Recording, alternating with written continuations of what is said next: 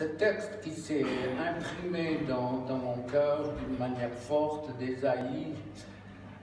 Ésaïe 6, l'année du roi, de la mort du roi Osia, je vis le Seigneur assis sur un trône très élevé, et les vents de sa robe remplissaient le temple.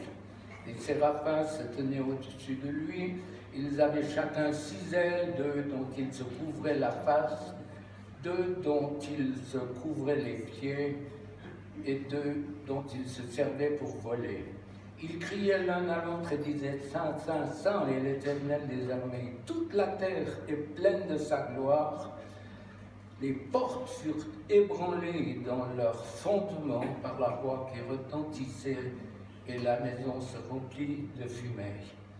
Alors je dis « Malheur à moi, je suis perdu, car je suis un homme dont les lèvres sont impures.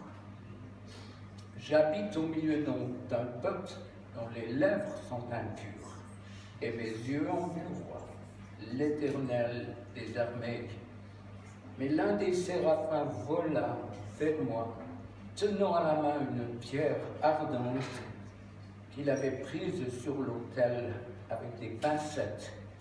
Et on toucha ma bouche et dit « Ceci a touché tes lèvres, ton iniquité est enlevée et ton péché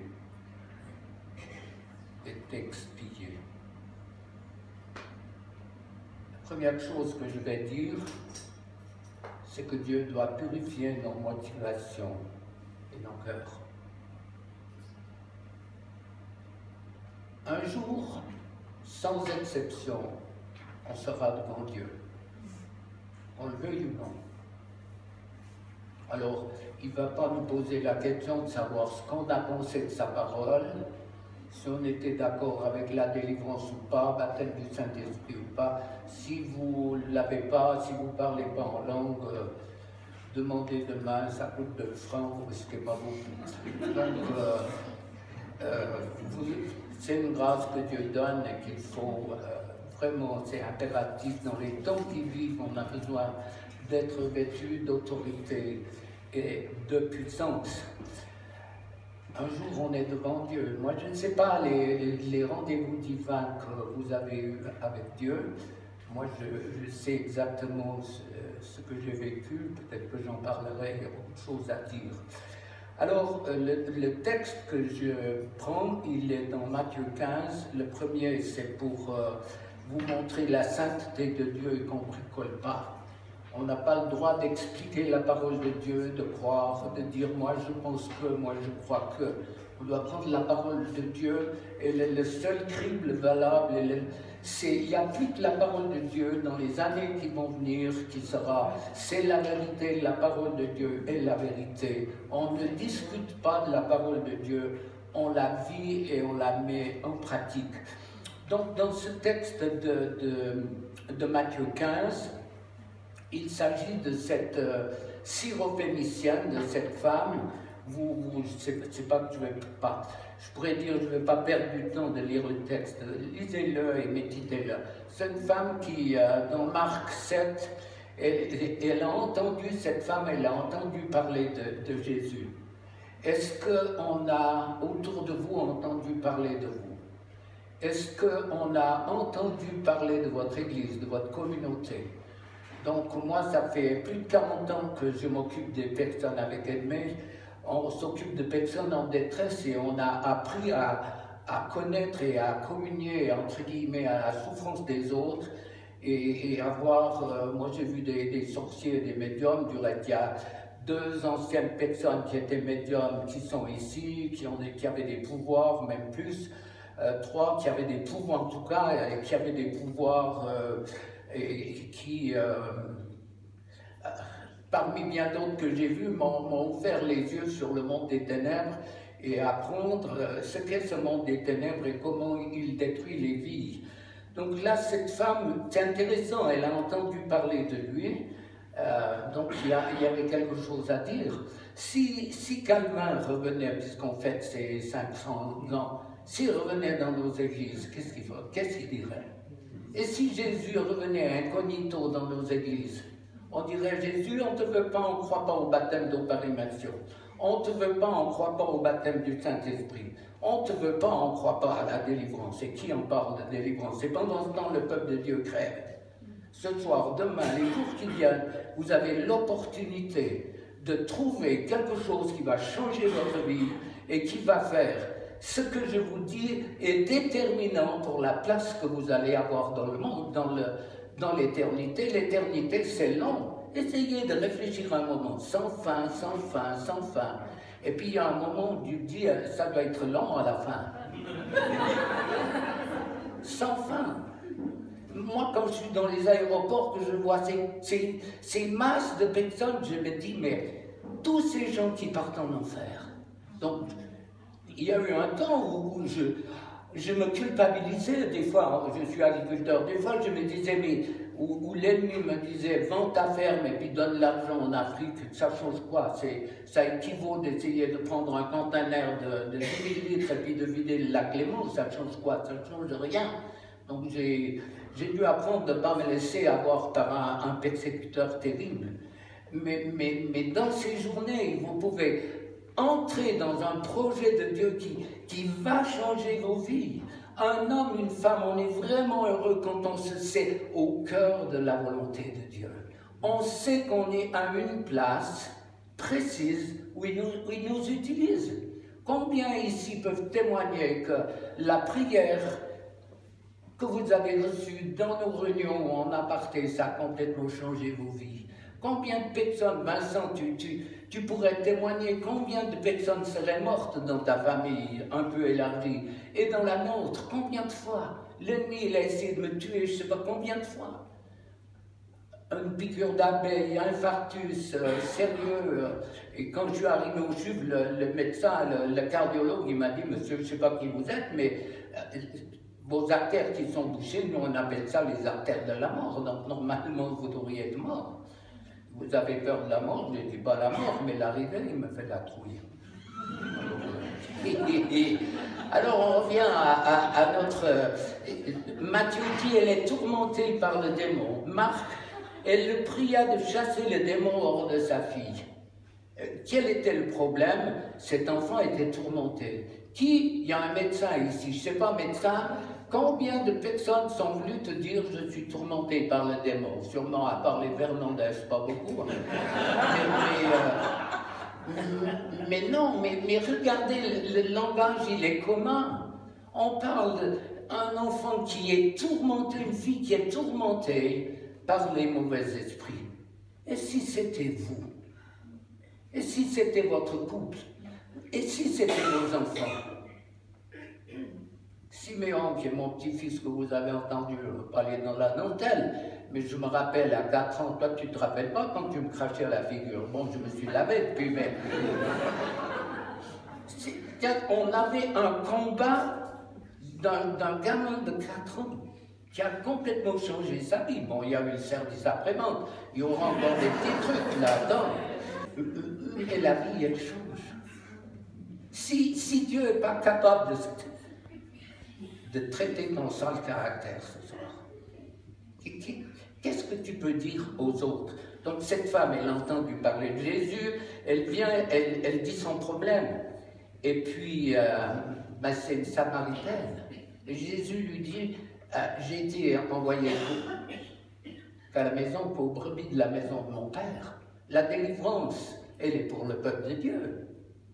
Comment prier pour quelqu'un qui ne croit pas en Jésus? Ce n'est pas possible. Tous ces racontards, ces gens qui expliquent la parole de Dieu, moi je leur dis, quand tu auras chassé 1000 démons, on va discuter, mais avant, arrête ton char. Tu parles de quoi? Arrête de te moquer de Dieu. Il faut savoir, il faut connaître ce monde. Vous aimeriez être opéré par un chirurgien qui a fait toujours maximum 6 ou je ne sais pas combien c'est, toujours, et il n'a jamais touché un scalpel. Moi, quand j'entends parler des personnes, je dis, mais ils ne connaissent rien de la parole de Dieu. C'est pas possible. Donc, il y a une ignorance par rapport à la parole de Dieu dans le corps de Christ qui rend aveugle. Une ignorance impressionnante. Et cette ignorance, elle est utilisée par les ténèbres. Parce que l'intellectualisme, l'intellect ne peut pas avoir accès à la révélation de la parole de Dieu. C'est pas possible. Donc cette femme qui était hors alliance, puisque la délivrance est pour le peuple de Dieu, Jésus lui fait la remarque et lui dit, mais écoute, c'est pas pour toi. Et puis cette fille, elle insiste. Et Jésus lui dit, mais ça veut dire la délivrance, c'est le pain des enfants. Et puis cette femme, elle comprend, elle dit, mais les petits chiens, ils mangent les miettes. Et Jésus est touché par cette femme. Donc, la délivrance, elle est pour le peuple de Dieu. Moi, j'ai prié pour des sorciers, des médiums, des personnes qui avaient des pouvoirs impressionnants, qui se sont convertis tout de suite, baptisés du Saint-Esprit. Et quand je parle de délivrance, après 40 ans et des milliers de personnes que j'ai vues, je sais de quoi je parle. Donc, l'ennemi exploite l'instinct religieux. Il y a un instinct derrière la religion. Ce n'est pas le monde des ténèbres qui stoppe l'Église, c'est les esprits religieux, c'est les pharisiens qui interprètent la parole de Dieu et qui ne la vivent pas. Alors, il faut, et peut-être que vous allez réagir, faites comme vous voulez, on réagit. Moi, la première fois que j'ai vu ma fiancée, j'ai bien réagi, c'était salutaire. Heureusement qu'elle a dit oui par la suite, mais l'onde de choc, c'est si belle encore, mais on moisit un peu. Hein. Non, mais on a les cheveux un petit peu comme ça, quoi. Et beaucoup de chrétiens imaginent que tout ce qui est surnaturel est de Dieu, mais catastrophe. On est en plein dans la séduction. Combien de personnes pour qui j'ai prié, qui m'ont dit avoir un don de prophétie, et c'est de la pure divination.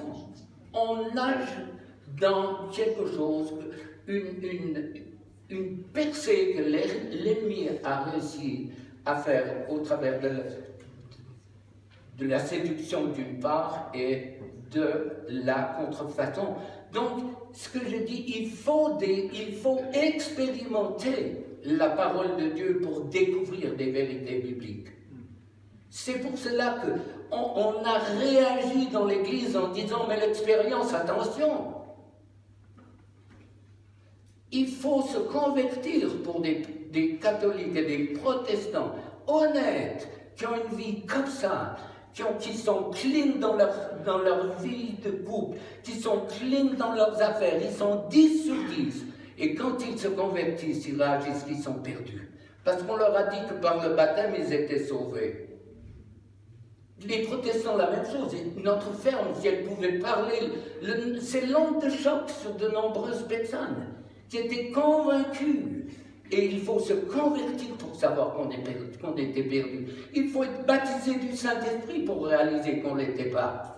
Il faut être délivré pour réaliser qu'on ne l'était pas. Donc l'expérience pour vivre et comprendre le surnaturel, et puis ce surnaturel qui m'ouvre à comprendre le monde des ténèbres d'une part, et toutes les richesses que Dieu veut donner.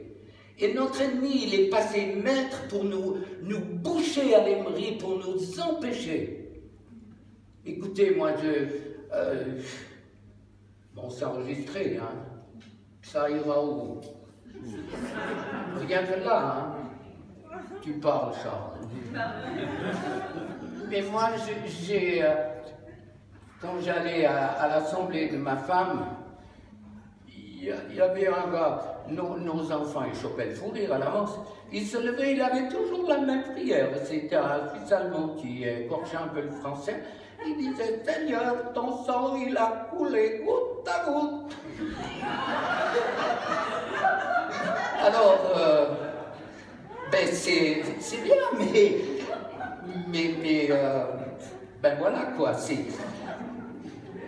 l'ennemi essaie de nous maintenir dans une espèce de religiosité, des machins, des trucs. On explique dans nos prières à Dieu ce qu'on croit, ce qu'on aimerait voir et faire. Mais quand vraiment l'expérience nous permet de... On possède vraiment et on connaît vraiment lorsqu'on voit Dieu agir, transformer nos vies et transformer celles des autres. Et les vérités bibliques, elles viennent, l'expérience vient avec, ou la révélation vient avec l'expérience. Et l'inspiration de la Bible, on la comprend par l'expérience. Quand tu vois, quand tu as des mauvais esprits qui te parlent, parce que si vous connaissez la Bible, et puis peut-être qu'il y en a qui parleront tout à l'heure, mais pour la dernière fois, ils feront leur mal, mais quand tu as des mauvais esprits qui te citent la Bible, tu te dis, maintenant voir. Est-ce que vous réalisez ce soir que toute la théologie, entre guillemets, du monde des ténèbres est fondée sur la Bible? Comment vous arrivez à comprendre ça?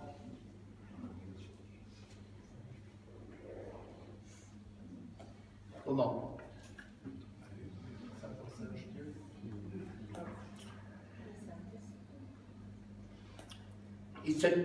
Donc, les œuvres du menteur et du voleur et du meurtrier se trouvent généralement à la base des enseignements démoniaques, tissés, tordus, comme une toile d'araignée dans laquelle les chrétiens tombent.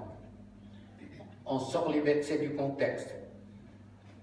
Attention, si vous priez pour la délivrance, il y a cet esprit plus méchant qui va venir. Non, mais des âneries pareilles, moi ça me fout l'urticaire. Tu pries pour une conversion, tu as 7 péchés de plus qui viennent. Non, mais quel Dieu c'est?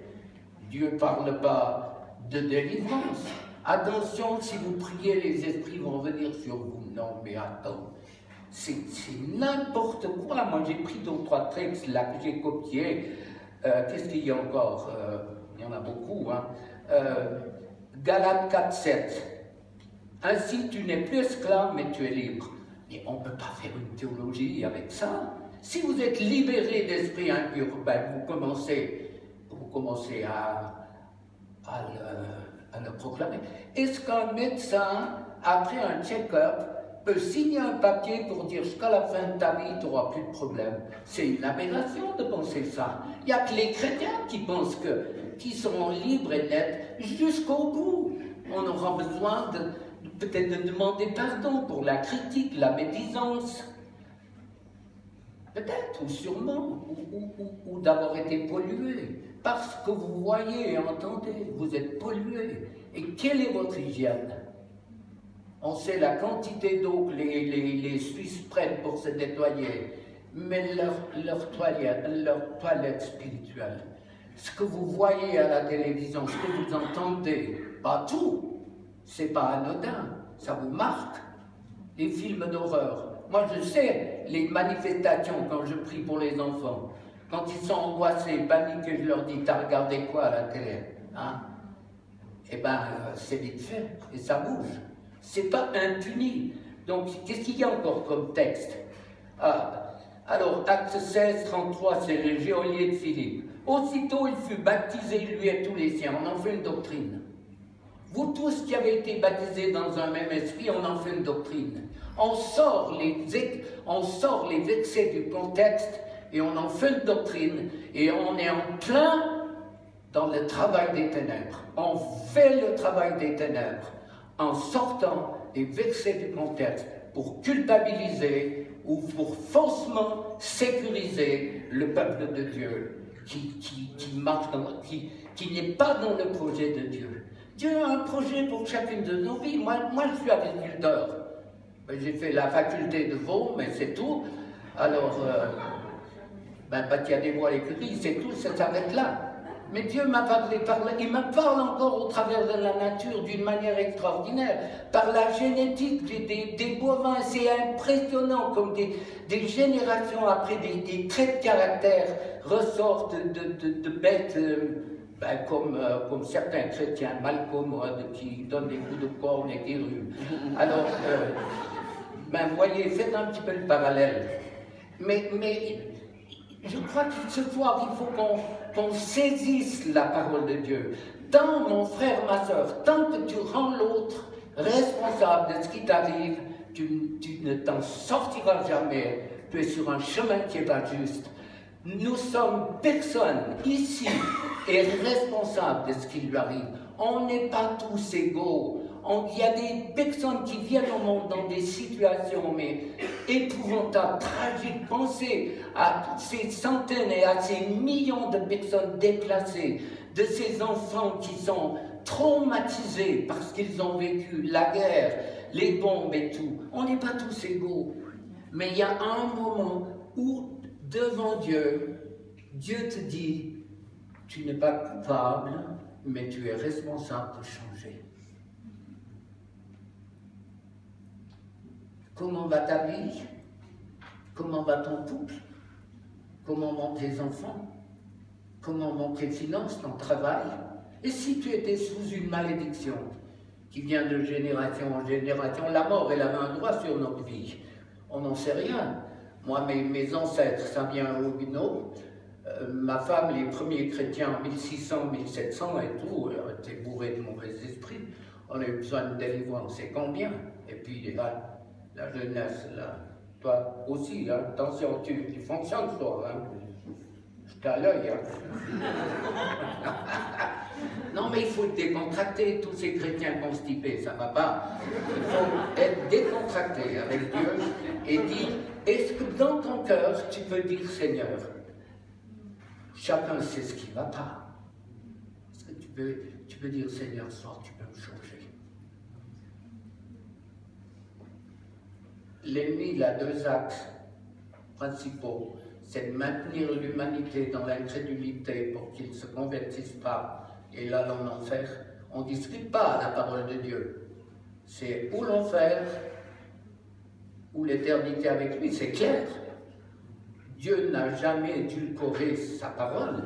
Je sais quand il m'a parlé, il m'a fait comprendre en me disant la porte du royaume des cieux ne s'est pas élargie, elle est la même. Et on est au bénéfice d'un Dieu qui nous a pardonné. Là, on a vu, il prend un tison, puis il dit ton iniquité, elle est effacée. Jésus est mort pour qu'on ait la vie. Est-ce que ta vie, elle vaut la peine d'être vécue? Tu peux être n'importe qui, n'importe quoi. Moi, j'ai vu des gens, mais j'ai pleuré avec des personnes. Bon, c'est vrai, j'ai un petit peu la vessie près des yeux, mais non, mais il y a une telle souffrance dans les gens. Et encore, plusieurs le savent ici, mais j'ai encore eu un téléphone vendredi avec un gars là, de 90 ans, 90 ans, pour ceux qui sont français. Sa femme, 87 ans, elle me téléphone, elle dit j'ai un cancer généralisé, les médecins veulent me mettre aux soins palliatifs et tout. Et puis j'ai dit mais qu'est-ce que vous attendez de moi? Priez pour la guérison. Je te dis mais ma soeur, tu vas mourir. C'est la bonne réponse quoi. Tu vas mourir, mais est-ce que c'est pas mieux de te préparer et puis peut-être régler ta vie? Son mari, qui m'a téléphoné vendredi encore, il vient de Bruxelles, il me dit, Dieu m'a donné un rêve, et le lendemain, j'ai dit à ma femme, tu me caches quelque chose. 87 ans. 87. Écoutez les sœurs. 87. Cette femme dit, toute ma vie, mon père m'a violée, il m'a mise enceinte et il m'a forcé d'avorter. 87 ans, la première fois qu'elle en parlait. Et ça a été pour elle déjà. Si j'avais prié pour sa guérison, ça changeait quoi? Elle allait mourir. Il faut arrêter avec nos prophéties à l'eau de rose. On prie et puis on prie que les gens sont guéris, ils meurent. Il faut se remettre en question, on ne se moque pas de Dieu. Pour moi, c'est clair, quand Dieu dit quelque chose, il le dit. Moi, quand j'ai des paroles pour les personnes qui viennent, je dis, est-ce que ça, je peux me tromper? Je dis, est-ce que ça correspond? Oui. Alors on le prie. Eh bien, le médecin voulait tirer la prise, il a dit, monsieur, c'est ma femme, je sais qu'elle va mourir, peut-être qu'elle tient 24 heures ou plus, mais je veux être à côté d'elle.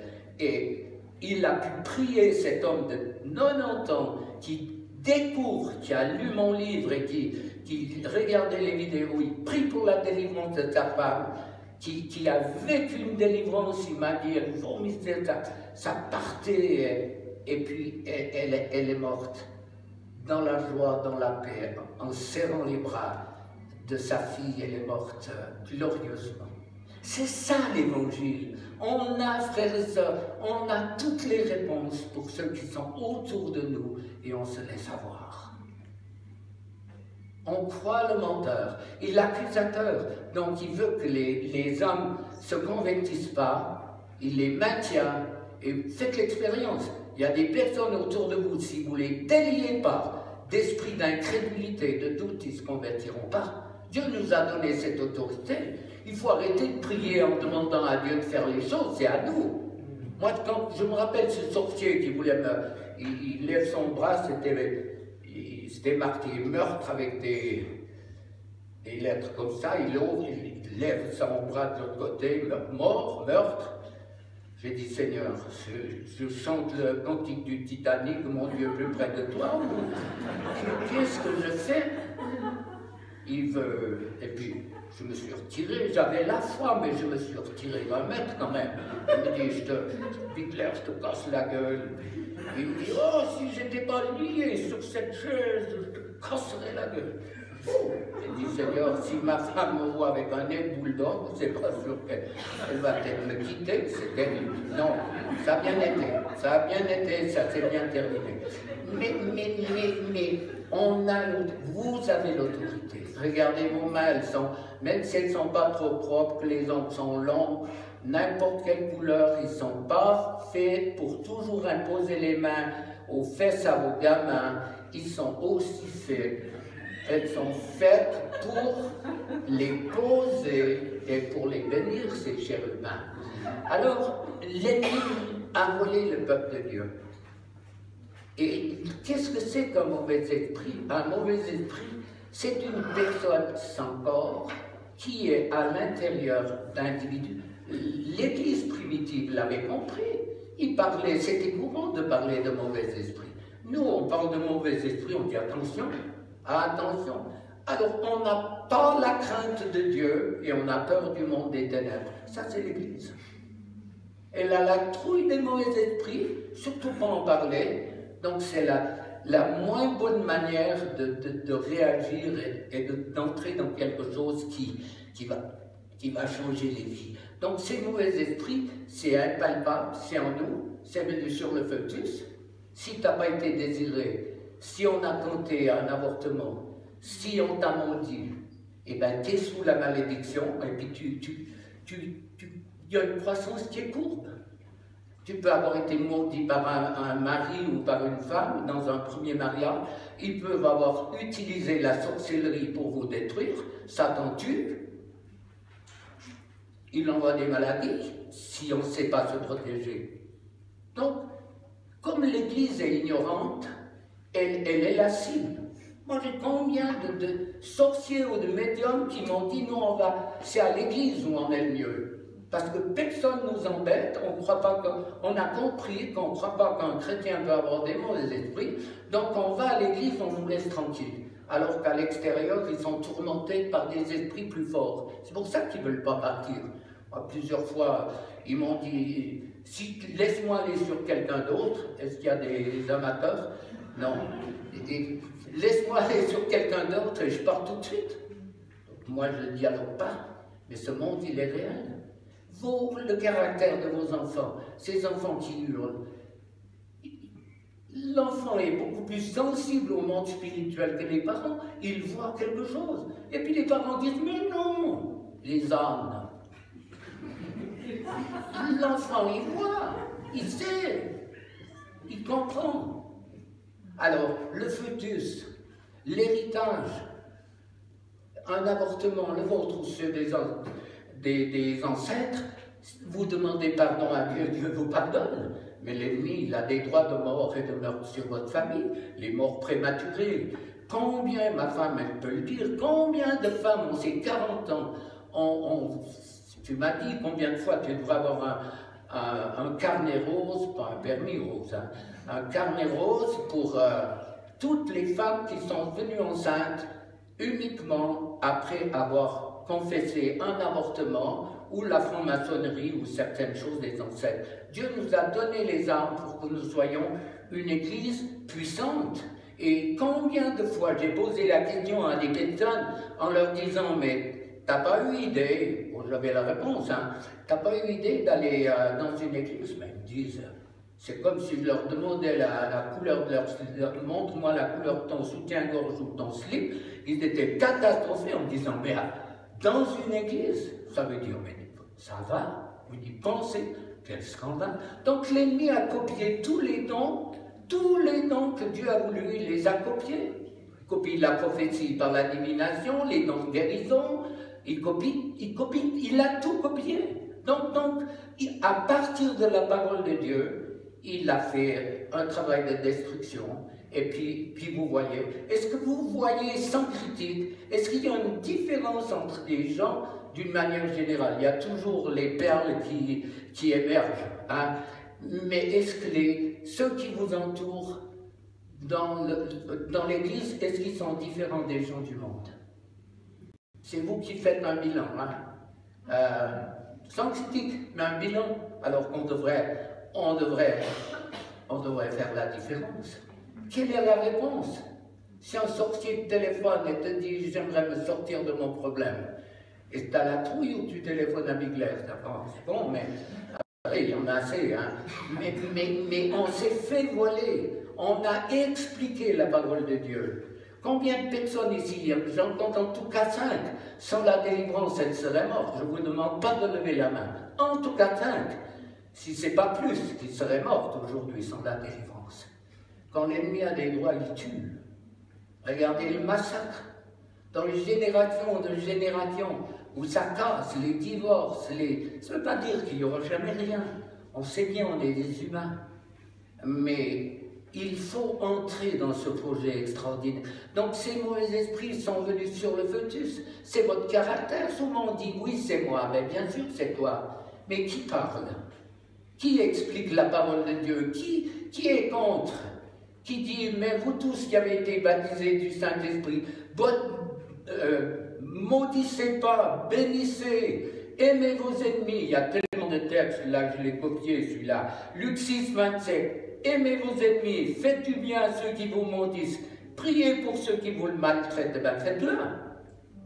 Ça n'a rien à voir, c'est facile d'aimer ceux qui nous aiment, mais ceux qui nous seront contraires, c'est pas facile.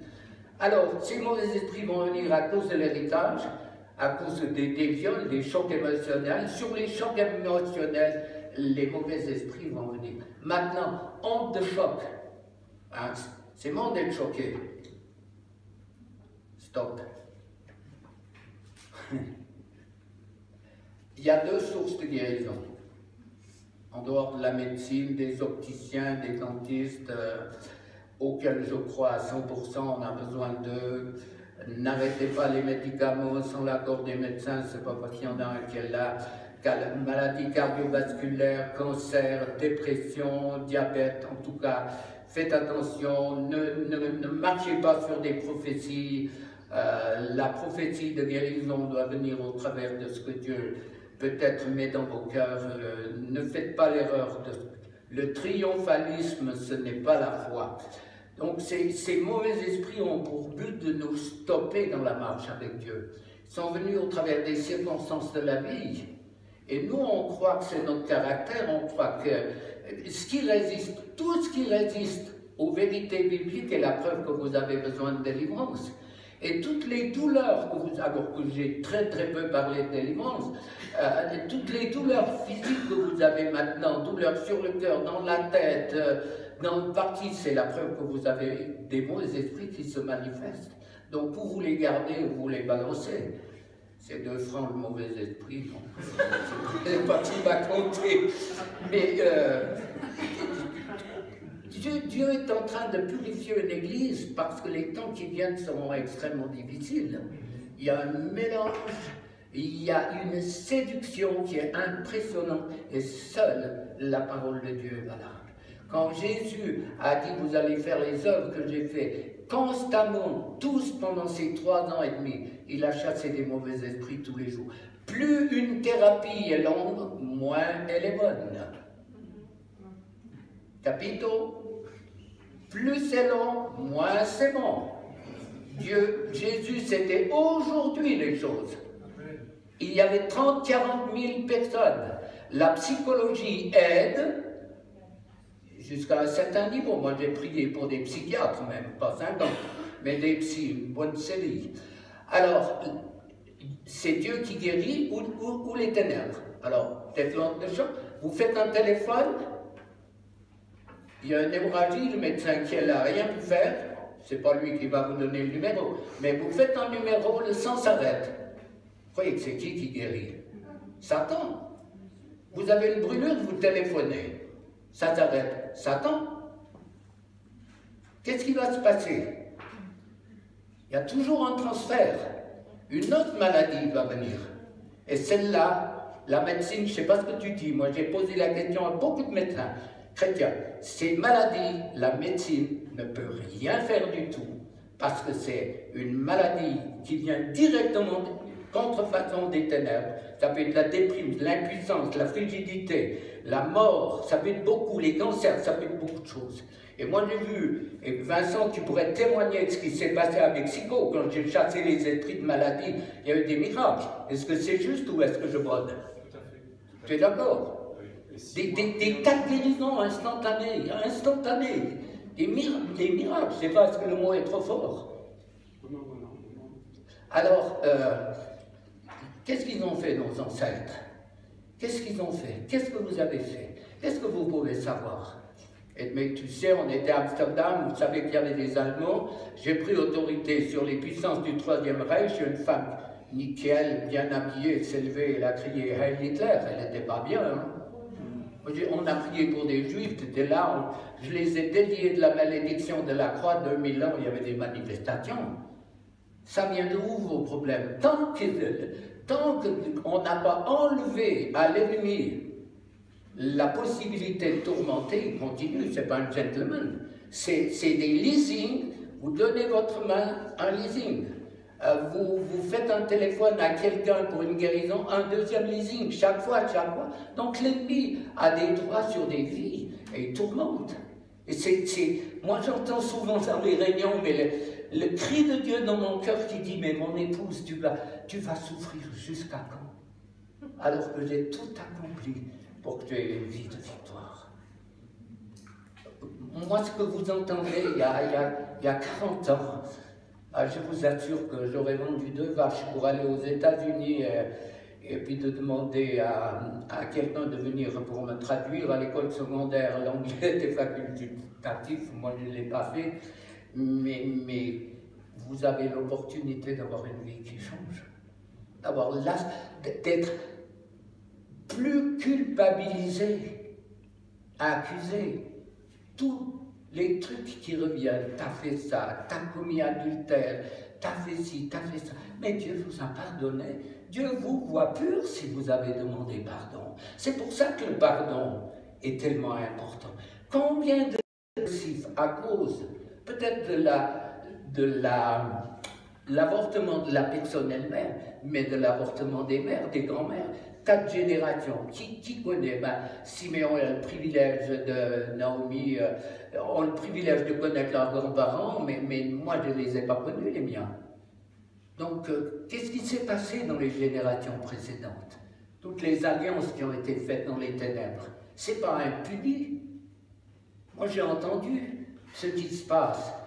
Je te donnerai la puissance, je te donnerai le côté don juan, fil électrique, machin, truc, vis-à-vis des femmes. Mais qu'est-ce que tu m'offres en contrepartie? Je te donnerai l'argent, je te donnerai ci, ça. Qu'est-ce que tu me donnes? Peut-être il va dire, mon fils premier-né. À Mexico, c'est toi qui me traduisais, quand le gars disait, il demande pardon, il dit, Seigneur, je te demande pardon pour cet homme que j'ai tué. Moi, Seigneur, je te demande pardon, j'ai tué ce jeune homme. 6! Puis il s'est converti en 6. Eh bien, il disait, il y avait une puissance, j'avais fait une alliance avec Satan, et quand il me disait de tuer quelqu'un, si je ne le faisais pas, c'était plus qu'épouvantable, c'était invivable. Donc je devais tuer. Quelle mise. Eh bien, le Seigneur, dans sa grâce, j'espère qu'il va mieux, mais moi j'ai dit à sa femme, t'as pas la trouille de dormir avec un. Non, mais il faut avoir la foi. Hein. Je veux dire, est-ce que on sait bien que 7, c'est le chiffre parfait, mais une fois dans un cercueil, c'est plus parfait le chiffre. Mais. Et si tu étais victime dans le collimateur de quelque chose qui bouffe ton couple, qui bouffe ta famille, qui bouffe tes affaires, je ne suis pas plus imbécile que les autres. Quand j'ai commencé en 1975, moi j'étais sûr que je devais, chaque téléphone, il fallait répondre. Et à un moment, un serviteur m'a dit, mais ça va pas, arrête. J'étais tellement sûr que parce que Dieu m'avait donné des clés, je devais m'occuper de tout le monde. Mais il y a un moment où tu ne peux plus. Et j'ai vu Dieu pratiquement agir, pratiquement tous les jours, j'ai vu Dieu agir. Sinon, il y a longtemps que j'aurais levé le pied, mais je suis un homme heureux. Je sais qu'il a encore beaucoup de choses à faire par vous. Alors, si ton problème est un mauvais esprit, tu le gardes ou tu le balances? Il faut ouvrir les portes peut-être. Un de nos fils disait, en tout cas, moi je ferme la fenêtre. Ces mauvais esprits, ils l'entendaient crier des fois. Ils m'ont où? J'ai dit, écoute, je ne sais pas. Moi je ferme la fenêtre. Alors c'est bien. Mais nous on ouvre la porte là, ça va aller. Et si ton sale caractère, quelle est la femme qui aimerait avoir un mari tout différent? Levez pas la main, vous êtes nombreux. Et vice-versa, qui est l'homme qui aimerait une nouvelle femme? Non.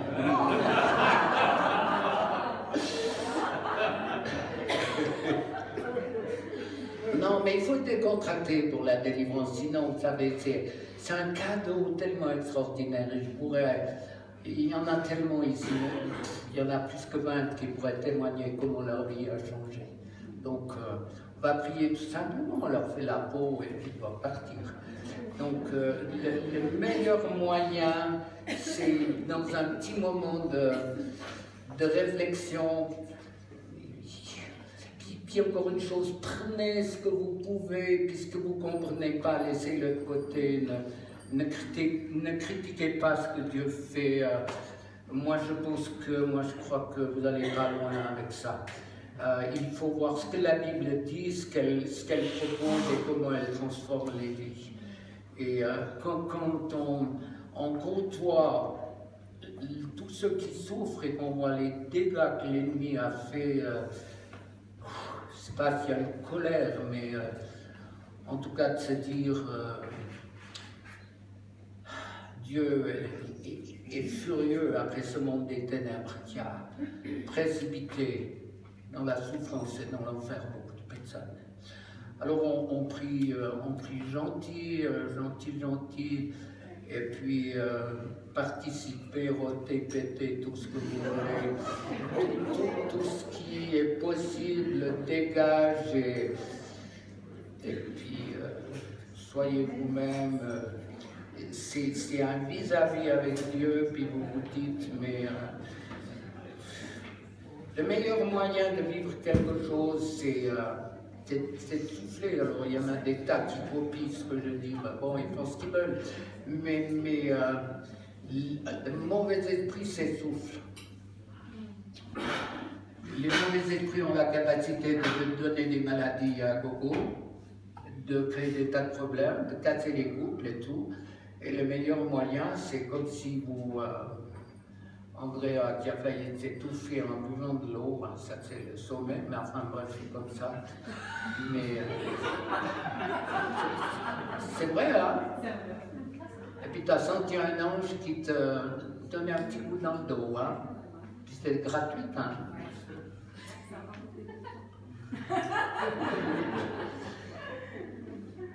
Et puis, vous savez ce qui ne va pas. Dire, Seigneur, je ne le veux plus. Donc si tu avales une miette, ben, tu l'as tous. Le fait de faire quelque chose est la preuve que vous êtes partie prenante et que vous n'êtes pas passif.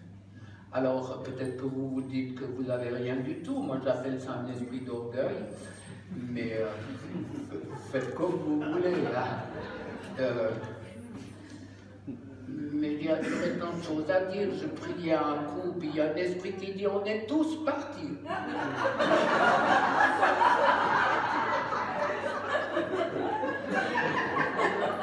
Un autre, il me dit oh, il n'y a plus personne. C'est rigolo comme tout.